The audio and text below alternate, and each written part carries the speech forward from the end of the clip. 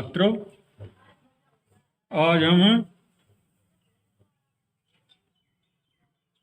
राष्ट्र कवि रामधारी सिंह दिनकर जी द्वारा रचित जो अभिनव मनुष्य नामक शीर्षक है, इसका अध्ययन करेंगे और इसका पहले वाचन करते हैं। है बहुत बरसी धरती पर अमृत की धार, पर नहीं अब तक सुशीतल हो सका संसार।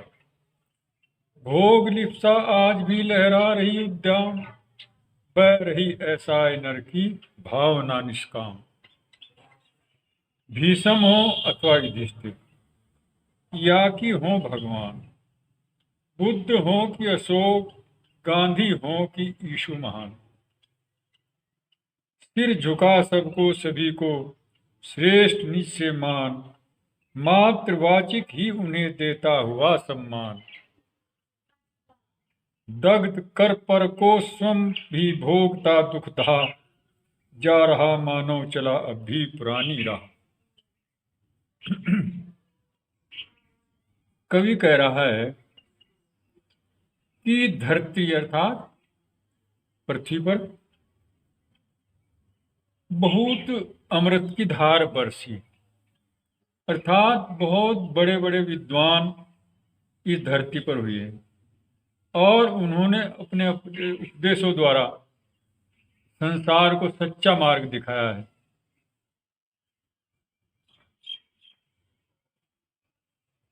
सबको सद्ज्ञान प्रदान किया है, लेकिन उसका संसार के सभी लोगों ने लाभ नहीं उठाया। इतना ज्ञान देने के बाद भी, इतने उपदेश देने के बाद भी, समझाने के बाद भी ये संसार अब तक भी शांत नहीं हुआ, सुशीतल नहीं हुआ। ये अब भी इसमें अशांति ही अशांति है। मनुष्य के अंदर जो ईर्ष्या, द्वेष, कपट, छल, धोखा और घृणा की अग्नि जो निरंतर जल रही है, वो अब तक भी समाप्त नहीं हुई है।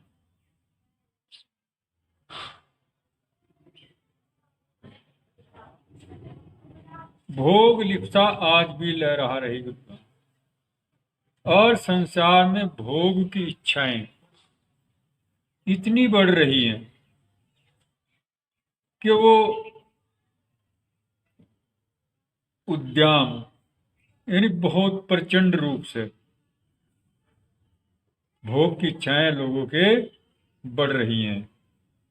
आदमी अब संतुष्ट नहीं है और वो एक के बाद दूसरी, दूसरे के बाद तीसरी, इस प्रकार अनेक इच्छाएं जो मनुष्य की हैं वो कभी भी पूरी नहीं हो सकती। हमारे जो महापुरुष थे उन्होंने हमेशा संसार को समता का उपदेश दिया है, लेकिन वो समता का उपदेश अब तक भी फलीभूत नहीं हो सका।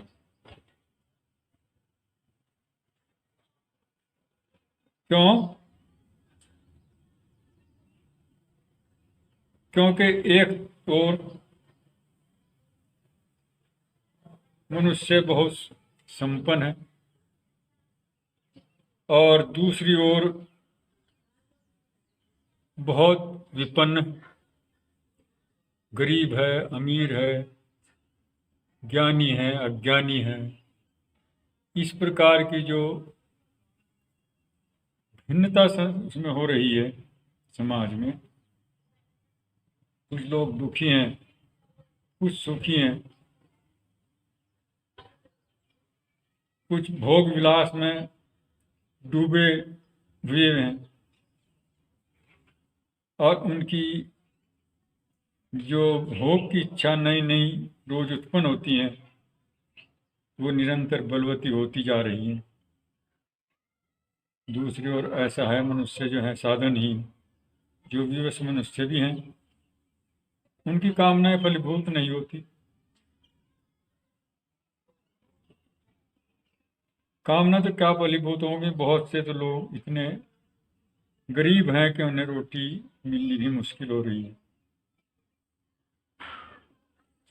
वह रही ऐसा है नर की भावना निष्काम।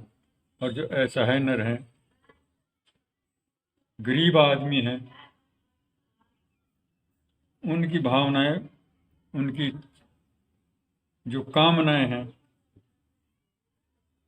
वो पूरी नहीं हो रही हैं, वो दुखी हैं।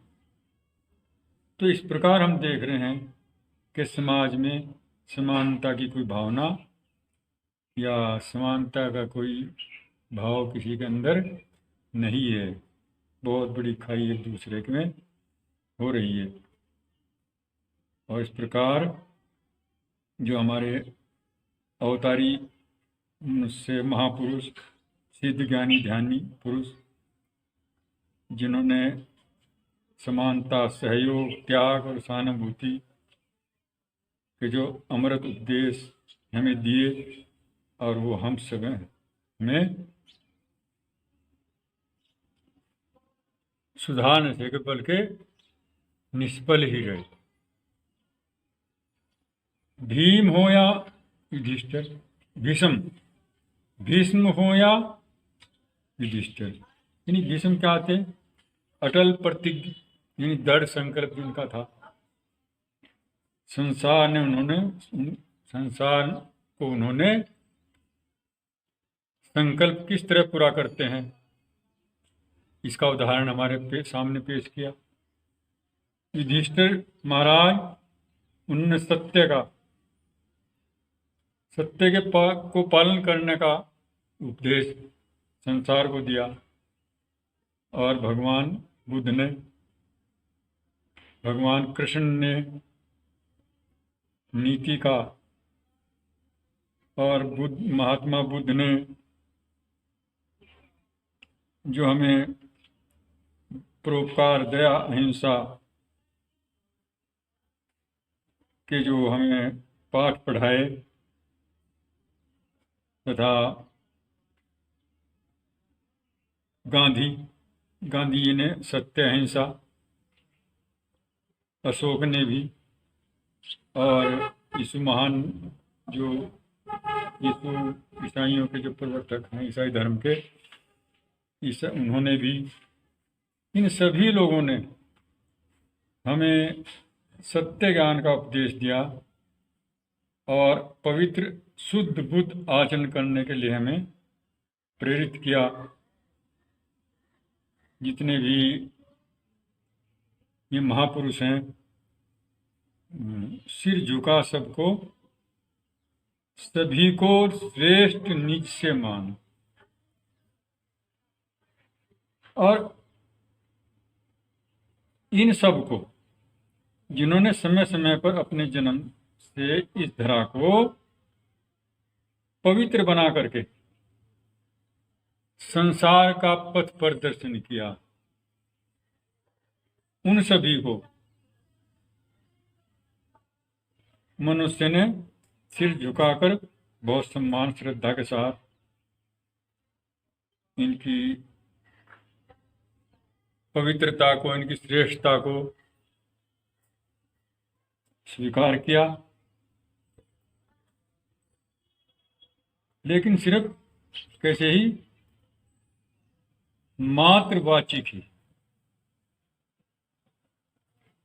सिर्फ वाणी से तो उनका सम्मान किया, लेकिन क्रियात्मक रूप से, व्यवहारिक रूप से उन उपदेशों पर संसार नहीं चला।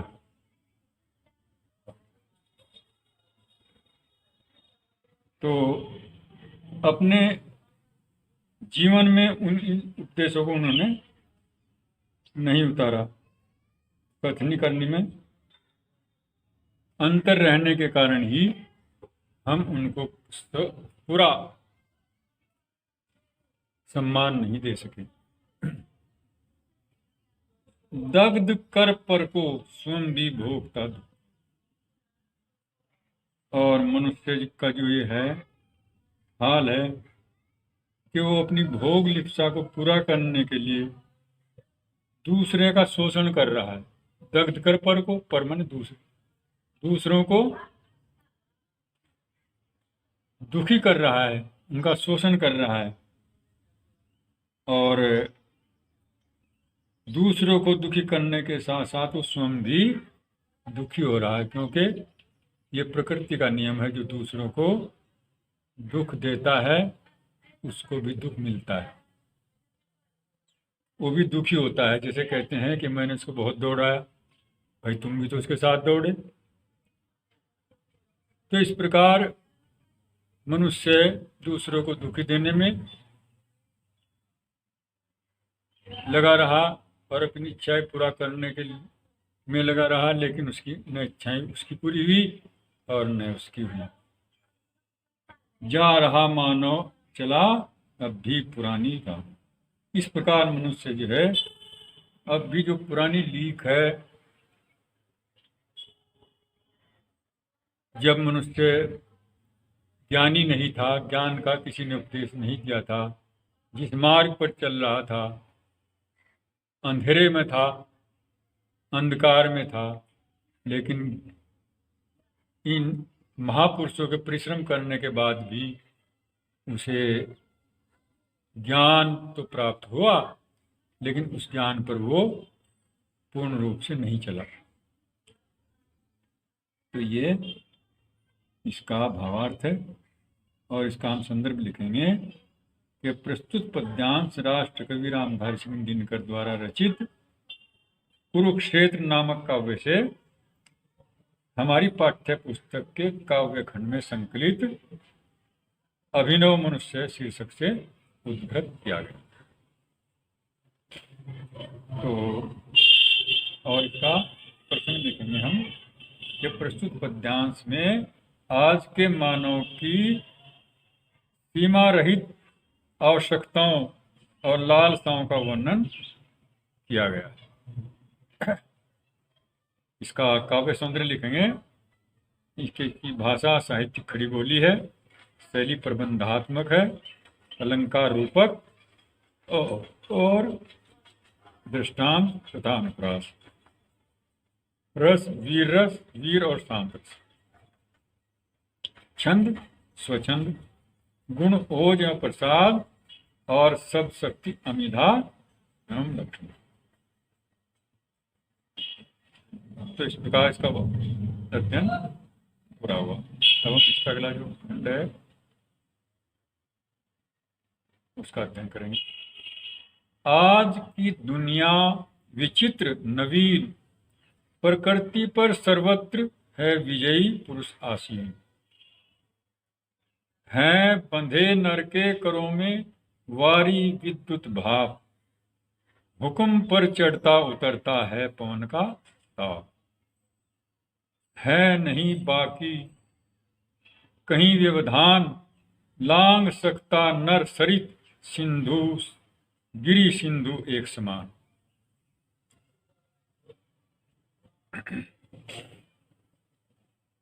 कवि कह रहा है कि आज की जो दुनिया है बड़ी विचित्र है। ये जो नई दुनिया है इसमें इतनी नवीनता आ गई है कि एक अनोखी दिखाई दे रही। क्यों? क्योंकि ये इतनी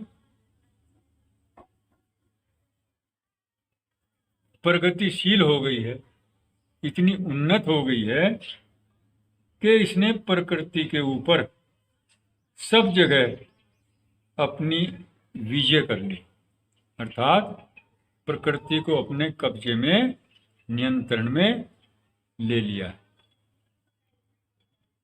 प्रकृति क्या है? देखिए, प्रकृति ये जो हमें सब कुछ दिखाई दे रहा है ये प्रकृति है। संसार में 3 तत्व माने गए हैं, परमात्मा, जीवात्मा और प्रकृति। न जीवात्मा दिखाई देती है न परमात्मा दिखाई देता है इन आंखों से। लेकिन प्रकृति सब दिखाई देती है। प्रकृति में क्या आते हैं? भूमि, जल, वायु, अग्नि और आकाश। इन पांचों तत्वों से मिलकर ये सारा संसार बना हुआ है और इसमें परिवर्तन होता रहता है। कुछ ईश्वरीय प्राकृतिक परिवर्तन होता रहता है और कुछ मनुष्य के द्वारा परिवर्तन होता रहता है। तो इस प्रकार कवि कह रहा है कि इस मनुष्य ने, आज के मनुष्य ने प्रकृति के ऊपर पूर्ण रूप से अपना नियंत्रण कर लिया है। प्रकृति के अंदर घुसकर उसका पूरा निरीक्षण कर लिया कि कैसे कैसे हम इसमें फेरबदल कर सकते हैं बंधे नर के करों में वारी विद्युत भाव। वारी यानी जल, विद्युत बिजली, भाव, ये सब आदमी अपनी इच्छा से इनमें कुछ भी परिवर्तन कर सकता है, इनसे कुछ भी काम ले सकता है। बड़े बड़े काम लिए जा रहे हैं इनसे। ये सब मनुष्य की बुद्धि का ही काम है। उसके मस्तिष्क से जो सोच है उसकी, उससे इन सब के ऊपर अपना नियंत्रण करके और इनसे अनेक प्रकार के कार्य लिए जा रहे हैं। जल से भी और विद्युत से भी आप देख रहे हैं कि इनसे कितने कारखाने चल रहे हैं, विद्युत से, भाप से, और पानी से किस प्रकार सिंचाई करके अन्न पैदा किया जाता है और कहाँ कहाँ किस तरह इसका लाभ हम उठा रहे हैं। आप सभी देख रहे हैं कि ये मनुष्य के ऐसा दिखाई देता है कि मनुष्य के हाथ में बंध गए। भूकंप पर चढ़ता उतरता है पवन का ताप, और जब चाहता है मनुष्य यानी हवा के ताप को भी मनुष्य बढ़ा भी लेता है अपने इच्छानुसार। कैसे? ये देखा होगा, गर्मियों में ठंडे कर देते हैं हवा और सर्दियों में गर्म कर देती है कमरे को। ये क्या है? ये मनुष्य की बुद्धि का ही परिणाम है। नहीं बाकी कहीं व्यवधान, और उसके उस कार्य में कोई भी व्यवधान नहीं डाल सकते। लांग सकता नर सरित गिरी सिंधु एक समान। मनुष्य जो है वो चाहे नदी है, चाहे पर्वत है, और चाहे सिंधु है, समुद्र है। अब ऐसे ऐसे यान चले हैं मनुष्य के बनाए हुए कि कहीं को भी बड़े आराम से जाया जा सकता है। चाहे वो नदियां हैं, पहाड़ हैं, समुद्र है, सब में को, या पृथ्वी है, उनको कोई रोक सकता, सब जगह वो घूम फिर सकता है। ये मनुष्य की जो मनुष्य का जो मस्तिष्क है उसकी ही देन है। आज मनुष्य इतना उन्नत हो गया है कि उसने प्रकृति के ऊपर अपना पूर्ण नियंत्रण बना रखा है। तो इसका भावार्थ हुआ, और इसका प्रश्न लिखेंगे हम कि कवि वर्तमान मानव उन्नति के विवेचन के पश्चात इस निष्कर्ष पर पहुंचता है कि आज का मनुष्य अभी भी आदि युग का बर्बर मनुष्य है। क्यों?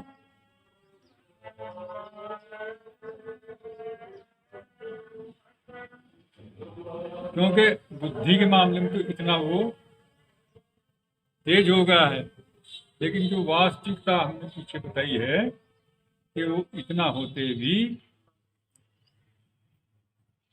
दुखों को, कष्टों को अपनी भोग लिप्सा के कारण सहन कर रहा है। उसको अब भी दुख उठाने पड़ रहे हैं, क्योंकि इच्छा पूरी करने के दूसरों को का शोषण कर रहा है, और शोषण से उसे भी दुख हो रहा है और दूसरों को भी दुख हो रहा है। तो प्रसंग सिर्फ मात्र इतना ही लिखेंगे कि हालांकि इतना मनुष्य विकासशील होने के पर भी उन्हीं दुखों में फंसा हुआ है जिन दुखों को वो पहले से भुगता रहा है। काव्य समझ लिखेंगे, भाषा साहित्य खड़ी बोली, अलंकार रूपक, सब शक्ति अमिधाव लक्षणा, गुण ओज। और इसमें लिख देंगे कि कवि ने मनुष्य की भौतिक उन्नति को निरर्थक बताया, क्योंकि संवेदनशीलता, करुणा और सार्वजनिक कल्याण की भावना को इसमें कम स्थान है। और ये जो गुण है श्रेष्ठ मनुष्य की, वो गुण है वो उसके अंदर नहीं है। अब हम इससे अगला जो पद है उसका वाचन करेंगे और भावार्थ करेंगे। शीश पर आदेश कर अवधारिये, प्रकृति के सब तत्व करते हैं मनुज के कार्य। मानते हैं हुक्म मानव का महावरुणेश, और करता शब्द गुण अंबर वहन संदेश। नव्य नर की इस मुष्टि में विकराल, हैं सिमटते जा रहे प्रत्येक अक्षण धिक्कार। यह मनुज जिसका गगन में जा रहा है यान, कांपते जिसके करों को देखकर प्रमाण। शीश पर आदेश कर अवधारिये, प्रकृति के सब तत्व करते हैं मनुष्य के कार्य। प्रकृति के जितने भी तत्व हैं, पांचों तत्व बताए हैं, कि वो मनुष्य के कार्य उसके आदेश के अनुसार कर रहे हैं। मनुष्य जो कुछ आदेश देता है उसको अपने सिर पर धारण करके, अर्थात उसको मान करके उसकी आज्ञा के अनुसार प्रकृति के जितने भी तत्व हैं वो कार्य कर रहे हैं। जैसा मनुष्य चाह रहा है उनसे वैसा ही कार्य ले रहा है। मानते हैं हुक्म मानव का महावरुणेश। वरुणेश कहते हैं समुद्र को, जल देवता, वो भी मनुष्य का हुक्म मान रहा है। अर्थात कैसे मान रहा है? क्योंकि जल जहां आवश्यकता होती है वहां जल पहुंचा दिया जाता है। अनेक बांध बनाकर नदियों पर, नहरें निकालकर, अनेक तरीकों से जमीन में ट्यूबवेल आदि लगाकर उनकी जहाँ जल की कमी है वहाँ उसकी पूर्ति करती जाती है। और जहाँ अधिक जल है उसको रोककर नदियों के द्वारा उचित स्थान पर पहुंचा दिया जाता है। यानी जल की कमी को भी और अधिकता को भी मनुष्य अपने नियंत्रण में कर रहा। मानते हैं हुक्म मानव का महावरुणेश, और करता शब्द गुण अंबर वहन संदेश। और अंबर आकाश का गुण क्या है? शब्द। इन शब्दों को, ये आकाश में जो शब्द हैं, ये एक दूसरे स्थान पर मनुष्य की आज्ञाओं के द्वारा पहुंचाए जा रहे हैं। आज कोई मनुष्य अमेरिका में बैठा हुआ बोल रहा है और उसके वचनों को ज्यों का त्यों सारी दुनिया में कहीं भी आप सुन सकते हैं। ये कैसे हो रहा है? ये शब्द गुण, ये तो आकाश का है, लेकिन इसका उपयोग जो है वो मनुष्य की बुद्धि द्वारा किया जा रहा है, इसका उपयोग लिया जा रहा है। इसलिए कहा गया है कि ये शब्द गुण जो अंबर का है, ये मनुष्य के हुक्म को, मनुष्य के आदेश को मान करके उसके कार्य, उसकी इच्छाओं को पूरा कर रहा है। नव्य नर की मुष्टि में विकराल, सिमटते जा रहे प्रत्येक क्षण धिक्कार। और जो ये जो नवीन मनुष्य है कि इसकी मुट्ठी में ये जो समय है, दिक है, दिशाएं हैं, काल हैं, अक्षण है, समय, जो कुछ भी है, ये सब इसकी मुट्ठी में सिमटते जा रहे हैं, इसके कंट्रोल में होते जा रहे हैं। यह है मनुज।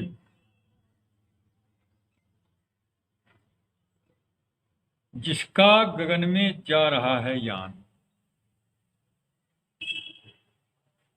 आकाश में जिसके जो जहाज सारे आकाश में गूंजते फिर रहे, यात्राओं का आनंद लेते मनुष्य सब जगह घूम रहे, तो कांपते जिसके करों को देखकर परमाणु, और परमाणु जिसके हाथों को देख करके कांपते हैं, अर्थात जिसकी शक्ति को, क्यों? क्योंकि वो परमाणुओं से भी कार्य लेते हैं। परमाणु जो है उसको भी अपने कब्जे में ले रखा है, और क्योंकि उन्होंने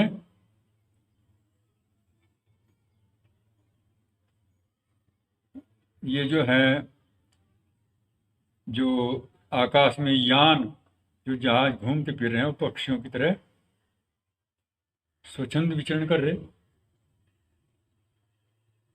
और आज का जो मनुष्य है वो इतना शक्ति संपन्न हो गया है कि उसके हाथों को देखकर जो शक्तिशाली, बहुत शक्तिशाली परमाणु जो हैं, वो भी भय से कांपते हैं। क्योंकि उसका उपयोग वो कहाँ करे? मनुष्य इस बात को वही जानता है। तो इसमें बताया गया है कि मनुष्य का सब जो प्राकृतिक चीजें हैं, इनके सब के ऊपर पूरा नियंत्रण हो गया है। तो इसका हम प्रश्न लिखेंगे कि कवि ने इस पद्यांश में आधुनिक मानव की जो शक्तियां हैं, उनका बड़ा ओजपूर्ण भाषा में वर्णन किया है। और इसका काव्य सौंदर्य लिखेंगे कि भाषा साहित्यिक खड़ी बोली है, शैली प्रबंधात्मक है, अलंकार अनुप्रास, रसवीर, छंद स्वच्छंद, गुण ओज, सब शक्ति अमिधा और लक्ष्य। और इसमें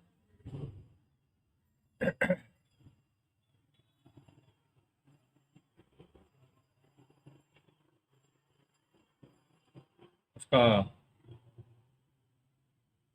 मनुष्य ने जो प्रगति, वैज्ञानिक प्रगति की है, उसका वर्णन इसमें बड़े अच्छे ढंग से किया गया है। ये भी लिखूंगा। तो इस प्रकार इस पद का अध्ययन समाप्त हुआ। अब हम समाप्त करते हैं। धन्यवाद।